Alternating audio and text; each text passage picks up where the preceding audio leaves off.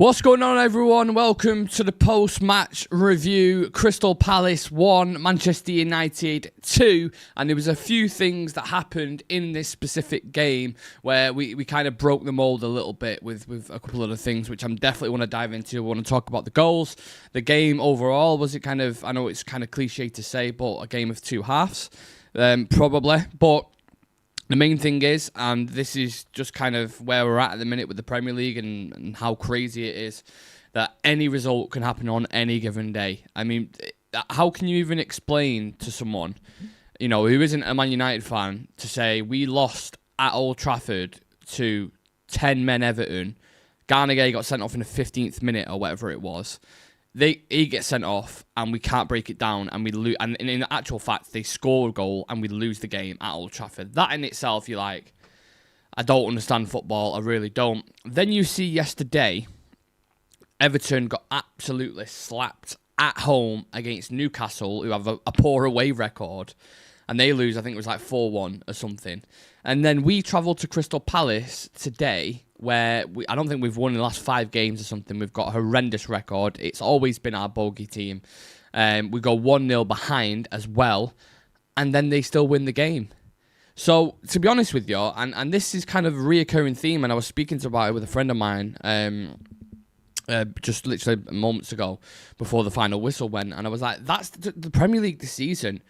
And when I know managers always say it, and I remember Ragnick saying it about the teams near the bottom can compete with the teams near the top, but genuinely, whether you're playing Bournemouth, whether you're playing fucking West Ham, whoever it is, a team can always get a result, and that's why it is probably one of the most hardest seasons to predict, in my opinion. I really think it is. But you know, you put that aside, a league and, you know, whoever's looking at it from a neutral perspective. From a Manchester United perspective, I'm pointing at the badge. From a Manchester United perspective, that was a mega second half from them. A huge improvement in the second half, because all the notes that I had written down for the first half was, yep, same again. Exact performance I kind of expected from them. Very flaky. Very weak in the tackle. They're not really pressing as a collective. There was nothing really to grab onto. And even kind of our exciting attacking players, you likes of Ahmad and Mbeumo, couldn't really get involved in the game at all. And you were just thinking, I have no idea where a goal's going to come from here, because Xerxes, again, I didn't think he was great against Everton. I thought he had a terrible game there, but obviously you can kind of understand it a little bit because he hadn't played for so long. He'd played a total of like 86 minutes, 4 games in the Prem. So you can kind of understand it, someone being a little bit rusty. But then again, he started the game similar, where he just can't really play into it. He's not being physical enough. He's not pushing his body about enough, which then it becomes a bit stuck then when you get up top. He wasn't feeding it into Mount, no way near enough. And I thought Yoro was pretty poor again. I don't want to go in on him because he's a kid. He'll learn. He'll get better from it. But that was my first kind of takings from the first half. Obviously, he gives the penalty away, which he was devastated about. You saw the camera kind of cut to him on the bench, and he looked a little bit upset, which you get. Players can go through these spells. Every player has a bad spell, whether, you know, whoever it is. So I'm absolutely positive he'll bounce back from it. But there was a reason when we did the preview why I was saying I think Mazraoui should start in that right side centre half, because Yoro just doesn't look at it at the minute. Just take him out of the spotlight for a little bit, build the confidence back up, and then, you know, put him in a game where you think, okay, like, we can start building you up again. Because it just didn't. Yeah, it was like his first touch looks a little awkward in possession now at the minute. It seems like he's maybe double thinking things a little bit too much, lacks composure in certain moments. I thought Shaw, you know, I know Shaw can flip-flop in his performances, but I thought Shaw was very aggressive and did very well in his duels, and that was something the manager spoken about before the game. He was talking about Crystal Palace are very good in their individual duels, whether it's aerial or ground duels. They get at you and they win it. And I thought that the biggest takeaway from the first half, as well as the things that I've mentioned, was Adam Wharton in that midfield playing things through the middle, just breaking lines. And it doesn't feel like Bruno and Cass do that enough. I know they have it in the locker at times, but Adam Wharton, and he doesn't take too many touches either. You know, you see Casemiro and Bruno sometimes, they dally about on it, and they kind of, everyone gets back into shape, and then it's kind of difficult to break them down. Adam Wharton takes 1-2 touch, pop off, bang, straight through the middle. And that's why so many teams are being linked with him because he is a rarity in that form. There's not many players who can do it on such a consistent basis with such high accuracy. I'm really impressed with Adam Wharton. He's a top player, and I'm sure he'll probably get a big move. But look, we had it all to kind of climb through. I thought De Ligt and Mateta was an interesting battle. I thought Mateta got the better of him sometimes. De Ligt got the better of him. Very, very physical battle. But yeah, just not. We were so soft in the duels in the first half, so rough and ragged with the ball as well. Just no composure. It'd be bobbling about. The passes a bit, and this sounds like a really nitpicking thing to go at, but the passes would just be just off. Do you know what I mean? When you're trying to do a combination, you've got 4 players, 5 players involved, and one slightly goal. It just destroys the whole thing. So yeah, we was rash. It was a bit bubbly. It just felt like a performance that we had seen a lot under Ruben Amorim. So when they go into the first half, you're like, that needs to drastically improve in order for us to get even a draw at this point. It didn't look great, did it? But they came out the second half, and I thought that just everything was miles better. And that's the thing that annoys me with this team, because why does it take you to go 1 goal down and a shocking first half performance to finally get a reaction? Because usually it'd be the other way around. We'd have a good first half and then we'd crumble in the second. So regardless of whatever lens you have on this or perspective, we're still playing in halves and moments at times. That being said, Joshua Zirkzee goal was wow. Like, I mean, I'm in a couple of group chats where we was all talking about him saying let's face it, we're saying he's shit. You know, there was a stat came up, he hadn't scored in like 24 Premier League games or something ridiculous. All these kind of things that you see with a striker, which obviously is no way near good enough. And then he does a metaphorical version of just fucking slapping a pie in your face, doesn't he? Go in and take a bit of that, because that finish on his weak foot, maybe the keeper could have done better. I'd like to hear a goalkeeper comment on that, because I'm not qualified, but I thought maybe, you know, if you're getting beat there, is it a great finish, or could the keeper have done better? I'm not sure, but I think from Xerxes' point of view, taking it into that channel on his weak foot and drilling it across and getting us back in the game, I mean, had another top striker done that, they'd be in awe of it. But obviously, because he hasn't scored a lot of goals, it was a big surprise to everyone. But that was kind of the catalyst then. It just, and the confidence works in mysterious ways, doesn't it? You see it all the time. Like, 1 goal can change so many things. And it looked like everyone had the tail up then. And then we started pressing Palace. And then it was like, oh, now the emphasis is on Palace to get a goal there at home. And they've got to go back in front. And then it kind of, you just saw the boat kind of swing right back to our side. And then it was all over them, really. I mean, they had the odd kind of moment. I didn't think the ref helped in that at all. I thought the ref gave absolutely everything. I mean, there was a slight touch or a push he'd give it. I like those referees where they just allow the game to be played. Obviously, don't let people fucking RKO other player or, you know, drop kick them. But just, like, read the game. You know what the game's about. Both teams battling for points. Let them have it. But, yeah, just... Is it Rob Edwards? I don't even know the ref's name. Or is Rob Edwards the fucking manager of Wolves? I don't know. But he was just giving everything. And it was stop-starting the game a little bit. And I just wanted it to be fluent because I thought it was quite an attacking game going end to end. Before I get on to Mason Mount's free kick and Bruno Fernandes, let's just read out some comments to see what all you wonderful people are saying. Also, as well, apologies about there was no pre-match build-up. Something came up. I couldn't do it. But, yeah, we're here with a review. So, any thoughts? Even if it's about the pre-match, any kind of what conception you had about the team, the starting 11, anything like that, I'm happy to discuss. James McGogan in the chat saying, "Sup, Nick? That was a game of 2 halves." It's such a cliche to say in it, but it genuinely, it really is. One thing I noticed is Brian tried to get in behind a lot more second, and he was looking a lot more too. Wharton is a maestro in the making. Not sure where it's come from, but wow, we'll take it. Need the intensity of the second half of the whole game. Glad to see Leacher back. Yeah, that was another nice moment, wasn't it? Seeing him. I mean, he looked completely different, doesn't he, with his new haircut and whatnot. But, yeah, you're going to need players like that. One thing Lisandro Martinez brings is intensity. You can see the players really, really like him. They admire him.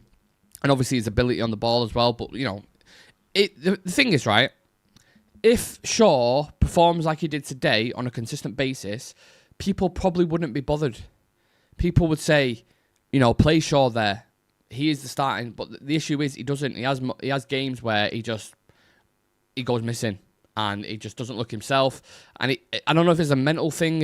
I remember Mourinho talking about it, saying he needs to be in his head. I don't know what it is, but if Shaw performed like that all the time, it'd be great. Like, that's the player that we want, but he doesn't. So having Lisandro Martinez for them days where you can go, okay, and just push him and have both of them competing against each other can only be a good thing.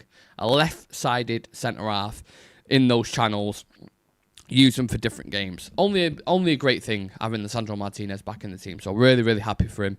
Love him as a character. Just needs to stay fit now because, you know, he plays for 3-4 months, gets a big injury, and then we don't see him for a season. And then you can't really rely on players like that. So, and again, this is, you know, we're talking about how big beating Crystal Palace is. And, you know, our record against him has been horrendous, and we've almost had nothing against him. We've had terrible times there under Erik Ten Hag and Ragnick and Ollie and stuff. But even just that as well, like the unlikelihood of Mason Mount and Xerxes scoring in the same game, which sounds crazy because they're attacking players, but they don't score a lot of goals. And both the goals that they scored were really, really good. I've spoke about Xerxes on his left foot, the timing and weight and everything involved in that was such like a pure strike. And then Mason Mounts as well. Obviously, there's some question marks around the free kick wall, which you get it from a set piece. From an organisational point of view, from Glasner's point of view, you'd be absolutely livid. But the quickness for Bruno, just have a little whisper in the ear and just lay him off and then Mount to drill it near post. Yeah, people talk about fine margins in a football game. That's your fine margin, and that's gone on to get us 3 points. And listen, I started the review about the Premier League table, people, and I always go back to it because the Premier League table, I mean, it's just mental, innit? We are now back in the top 6 on 21 points, above Crystal Palace, Brighton, Liverpool, Tottenham, Newcastle. You know? Sunderland just ahead of us on 1 point. Aston Villa, who are in the top 4, by the way, Sunderland, on 22 points. We're on 21. 1 point behind him. And then, again, the narrative will get flipped, saying we've lost 1 in the last 6 games. So, football it gets you by the balls, man. You never really truly know what to think. Genuinely. But the one thing I know, and I can hand on heart say, is I'm absolutely buzzing that we've gone to Crystal Palace and got that victory because it was huge. We've got a busy period coming up now, but we've got games that, again, I hate using the term on paper are winnable, but they are. You're playing, I think we got Wolves, bottom of the table. We've got West Ham, like 18th, 17th. They are winnable games, but we've been here. But this is, I sound like a broken record. Can we go to West Ham and lose? Yeah. Can we go to West Ham and win? Yeah. You just don't know. You don't know what team's going to turn up, what players are going to score. It's the hardest team to predict, United. It really, really is. And that's amongst a league where it's almost impossible. So, I don't want to speak for everyone, but I'm sure the majority of people who are watching this now live or later on are just really happy that we saw it across the line as well, because I didn't really feel too troubled either. Like, I never felt like Palace were really, really pushing it to, you know, hitting the post and doing this and doing that. It felt quite comfortable for the large part. Obviously, they had the odd set piece or the Will Hughes moment where he got injured at the end. We think, oh, God, if this goes in now, it's going to be so tough. So, yeah. Just a couple of things, a couple of questions being asked about Bruno Fernandes was holding the back of his hamstring. People are asking if he's injured or not. Amarin's just spoken about that. He says he's not injured. It said it's just a knock. Everything is fine. So, you know, Bruno Fernandes, very good. Ruben Amram also mentions it's important to win every game. Today was proof that if you play the same way, but increase the way we fight for the ball and the small details in a different pace, we can beat everyone. On United scoring the most joint set pieces in the Premier League, which, yeah, that's a big talking point. I've not even mentioned that yet. So we scored, I think, 10 set piece goals, which is the same to Arsenal. And people straight away, because whenever we speak about Arsenal, we'll jokingly or slag them off and say Tony Pulis team or whatever, blah, blah, blah. It says set pieces, but quite a few of them are free kicks as well. It's not just corners on top and score. But again, as well, I'm not overlooking it. This is the Premier League. It's the way it's going. Long throw-ins, very direct, set pieces are winning teams' games. So you'd be stupid not to do it. Yeah? That's my opinion on it. But Amarin spoke about them scoring the joint most set pieces in the Premier League. I thought defensively was very good as well. From set pieces, I have to admit, like we defended them really good. So important to mention both sides of the coin there. But he says it's so important in our league: throw-ins, free kicks, corner kicks in the Premier League. If you don't work on set pieces, you are losing the game already. We had more intensity in the second half. The way we defended second balls was different. Yeah, And that, the proof's in the pudding, right? I know Amorim has got a lot of things wrong. I know people slag his system off, and I know, you know, there's fucking essays written on the man because he is the manager of Manchester United, and that is just how the cookie crumbles. But you can use that that game as a case to say, look, first half, same system, same setup, same idea. Second half, exact same, different intensity, different speed, pressing as more of like little details like that, and they win the game. And that's the difference. So it's proof for the manager to say, look, watch that game. Watch the first half, watch the second half, and you tell me what's different and why we won the game. And the conclusion that you'll probably come to is, yeah, speed in the play was a lot better. Intensity, much better. Pressing, much better. Getting at him, a bit more physical, a bit more aggressive in duels, much better. And you win the game. Now it's keeping that temperament throughout the full 90 minutes, which United have struggled to do with so far. Not sure where it's come from. Oh, sorry, I read that out. Glad to see Leacher back. Not sure about Leacher's new do. Shaw seems hesitant going forward to me when he has the ball. But you know what? I noticed there was one point with Luke Shaw where he was bombing down the left-hand side. And I think there's been conversations around him saying that we don't think maybe he can play at left wing back anymore. But watching that, like, at times, I think he can still bomb forward. I think he can still do it, me. I'd like to see him in that. And now Dalot, for as much as we slagged him off on this channel as well, Dalot, I thought, had a good game, personally. I didn't see much wrong from him. I thought for him, it was better. So, I'm not slagging him off by any kind of count, but I think Luke Shaw could still do that role. I think you could put Shaw at left wing back, and I think you could put Lissandro on the left side, and I think you'll see a big improvement there. Because one, you've got a natural left footer on there. You've got someone who's obviously played left back before, more frequently for the majority of his career. Obviously, he's transitioned a bit more into a centre back now, but yeah, I think maybe there's a possibility we could see that over the next couple of weeks. And I think you'd have more dominance in the game there because you've got people who are more natural in the positions and it's more balanced. Eric Ten Hag used to always talk about that, having a left-footed player in certain positions and just more passing angles and that kind of stuff. Chivy saying captain's performance from Bruno, especially in the second half, I thought the exact same, mate. Yeah, genuinely, I thought the exact same. You know, sometimes he'll go missing in the game. I thought in the Everton game he was pushing the envelope, but I still wanted a little bit more from him. And even from a midfield position, he might not be scoring as many goals, but he's still getting assists. You know, played an important part in the Mount one. Like I said before, that kind of little whisper in the ear lays him off and gets a goal for that. People will call it a soft assist. You know, I've seen much worse ones, believe me. And then for the Xerxes one, I'm just trying to think, was it a ball in behind? Just like one of those kind of... there wasn't much in it, but he's still getting assist. And let's have a look at the table now. I think he's just gone above Paul Scholes, right? 56 assists for Manchester United. And the company that he's in, I mean, he's alongside Wayne Rooney, Ryan Giggs, Paul Scholes, like the names that he's with there, and it just goes to show how important he's been with. And sometimes people will just say, "Oh, he's a stat padder" or whatever, but them two assists today were so fucking vitally important. Yeah, 2 goals and 5 assists in 13 games in the Premier League in total. So 7 goal involvements in 13, which from a midfield standpoint is really, really good. And long may it continue. We literally did a show the other day talking about how different it would be when we're looking for people to step up in those kind of creative moments. And if you don't have Bruno in those moments, who would be that person? Like, if you take Bruno out of that game today, who is that person? You know, would someone still assist? Would someone still have that idea? Like Bruno, that quick thinking to lay Mount off, or little details like that. So, yeah, it goes without saying that Bruno Fernandes, super, super important. From a Crystal Palace perspective, I'm very, very surprised. I mean, their record, they've won 6 and drew 6 at home, I think.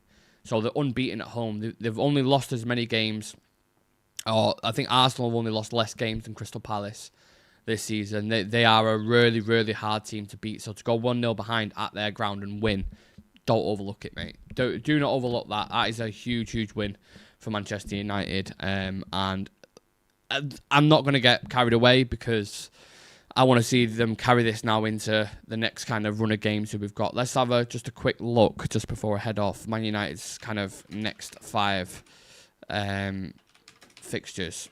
So I know West Ham are in there. I know Wolves are in there as well. So we've got West Ham at Old Trafford. You've got to win that game. 8 o'clock, Thursday kickoff. Have to win that. Wolverhampton away, the bottom of the league. You've got to go and win that. And then Bournemouth at home. I mean, Bournemouth are flip-flopping left, right and centre. We don't have a good record at the Vitality Stadium. But listen, we've beat Brighton and we've beat Crystal Palace this season. And they are both notoriously our bogey teams. So there's no reason why you can't go and beat Bournemouth. And then you've got a couple of tougher games in regards to Europe with Aston Villa and Newcastle. So, yeah, you win them games. You put yourself in a really good position. You don't, then we're back to square one and we're all having the same conversations about the manager and players, etc. So, listen, I will take that result for today. I'm going to do a little mini review that'll be out on socials over on TikTok, Instagram, and X. Really appreciate everyone joining me for this. I always say, whether you're live or you watch it later on because you've been busy in the day, yeah, it's nice to see your support. Weird, the fact that it's a 12 o'clock kickoff on Sunday. It feels weird that I'm doing a review now. I feel like we'd be halfway through the game. But we've got the 3 points. We've gone above Crystal Palace. And if United want to be in the same conversation for European football by the end of the season, those kind of wins are going to be mega, mega important. So, appreciate you all. Leave a like on the video for us. Subscribe to the channel. And I'll see you guys for Sunday Social.